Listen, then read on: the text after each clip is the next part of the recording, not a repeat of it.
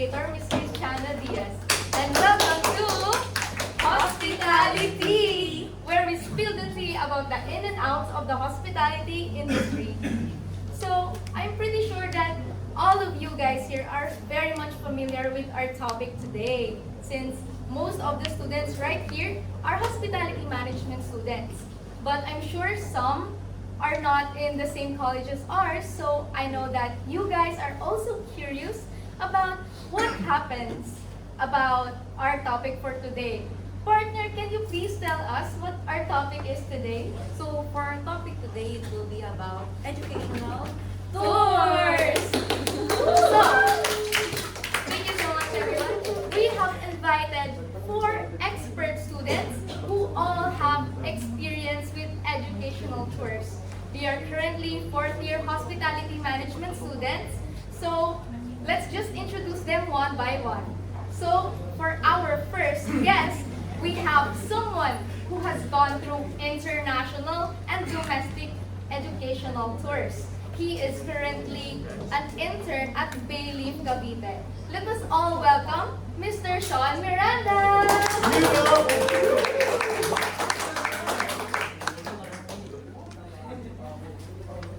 So for our second guest is an enthusiastic 4th year HM student, friendly and proof that hard work will always pay off. Let us welcome Mr. Jimuel Gomez! For our third guest, we have someone who is also an intern under the Department of Food and Beverage Service. We have Mr. Julian Dominguez. Finally, another student who loves traveling and is currently having her internship at BHM Cavite. Let us welcome Miss Fiona Gomna!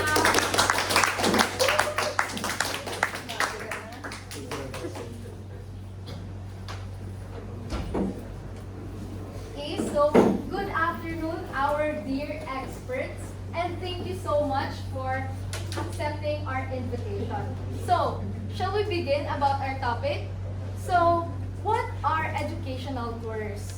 For me, educational tour, of course, is not just for entertainment and leisure. It lets us experience the world by exploration, and it lets us experience the cultures and beliefs of different countries. It is a way for them to show off their natural tourist spots, festivals, and foods. It lets them experience. It lets them teach us of what is something special about their place. Yes. How about you, partner? What do you think for you is educational tour? Actually, I do agree, and I have the same answer as you.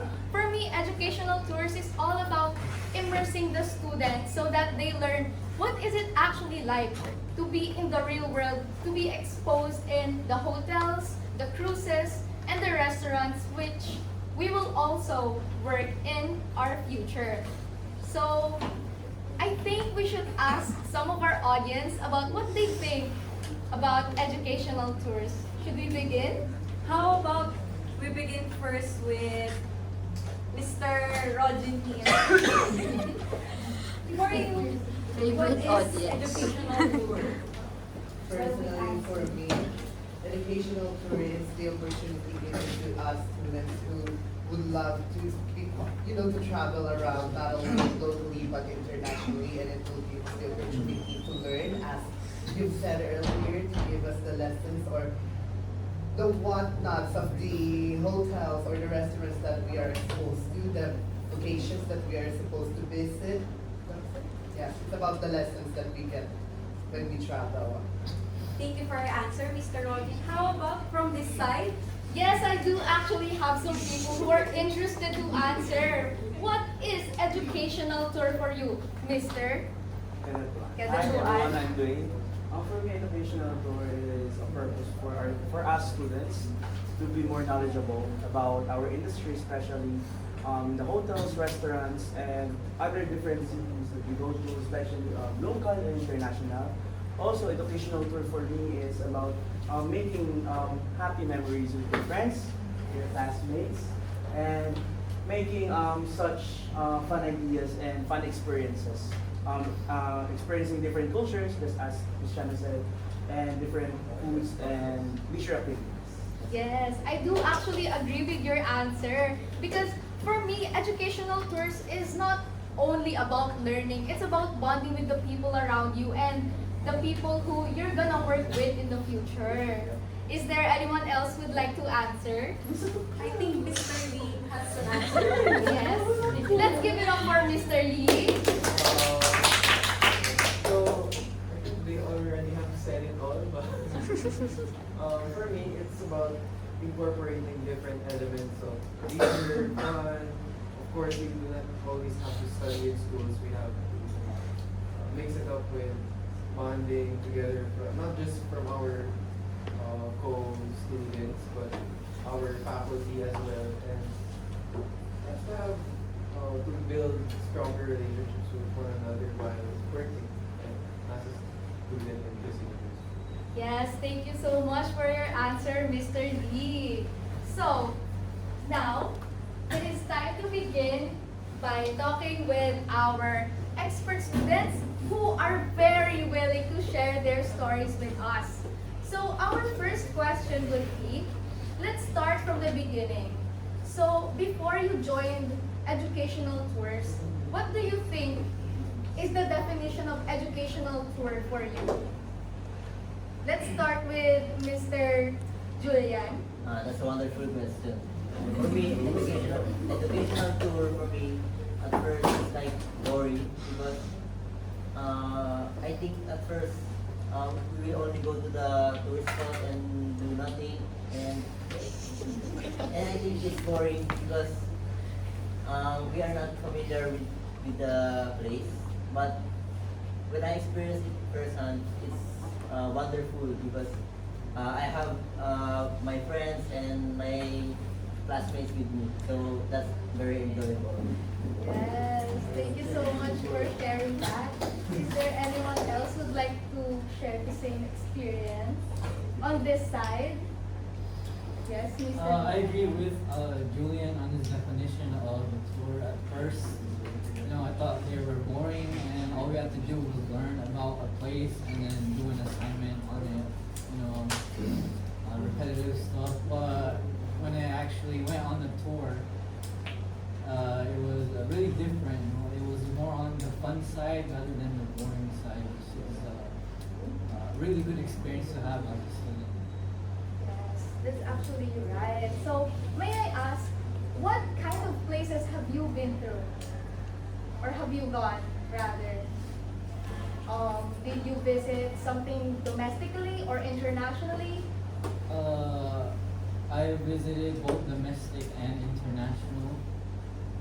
Here in the Philippines, our section has visited Bohol and Bicol, while on the international side we visited Vietnam and Korea. Yeah. So, how was your experience so far? Would you compare the beauty of Philippines with other foreign countries? Well, I can't really compare them since each country has their own unique beauty, so I can't really say that the Philippines or Vietnam or Korea is better than the other, since you know they're all unique in their own ways. Thank you for sharing your answer. So, how about you, Mr. Gomez? Would you like to share the tourist attractions that you have already visited? I used to think educational tours were the simple field trips where we only visit things and things. If I may ask, what tour has the most fun activities?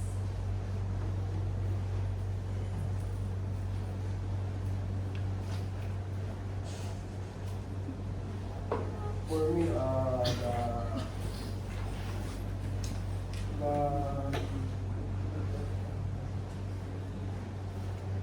Is it the one we visited from Palawan where Yeah. we did the kayaking in the like secret lagoon, or the Bohol where we visited churches? I think the Palawan. It is so so enjoyable and fun.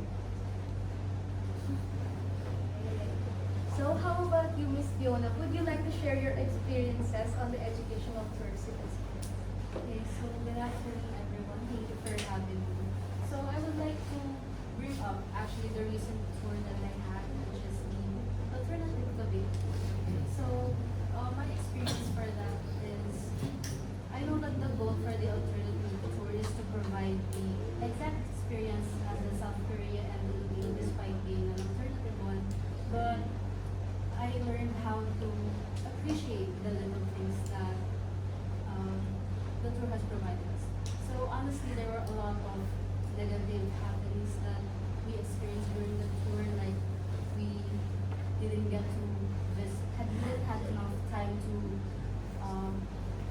visit or explore the different attractions because there were limited in time and then the lodging as well.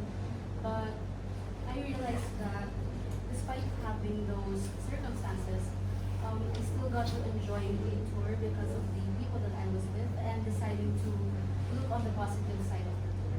So that's one thing that I experienced or realized after the tour. Yes, thank you so much for that beautiful answer. I really like the answer because of how you emphasize the beauty of tours because you spend it with people who you're close with. Yeah.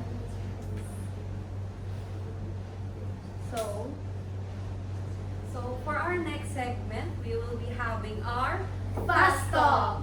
So, we want you guys to answer as fast as you can. One question, one answer. Unless you want to share with us the reason why you had that answer. Are you guys ready? Yes, we're ready. Okay, so let's start with Mr. Miranda. Tour bus or airplane? Airplane. Mr. Gomez, domestic tour or international tour?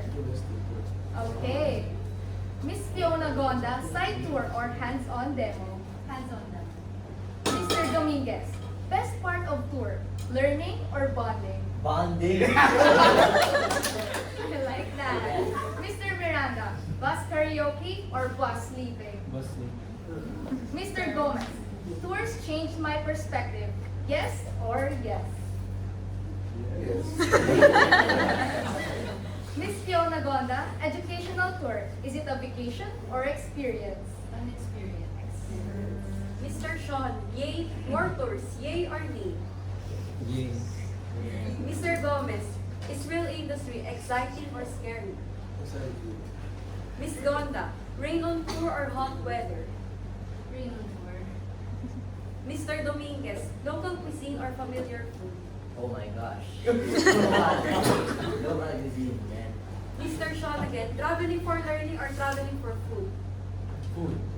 So for the last question, everyone will answer. In one word, educational tour is Mr. Sean, Fun. Mr. Gomez, Miss Gonda, Mr. Dominguez. Discovery.